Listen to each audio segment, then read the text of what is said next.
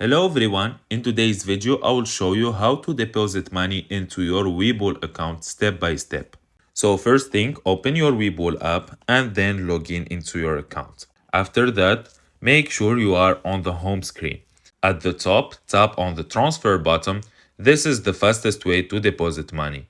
Next, tap transfer money. Now enter the amount you want to deposit. After that, choose where the money is coming from. Tap choose account and select your bank account. If you haven't added one yet, you can link your bank or debit card here. Now, decide if this is one-time deposit or a recurring deposit like weekly or monthly. For now, we will keep it as one time. Next, tap review. Here you will see the details, the amount, your bank, and the estimated arrival time.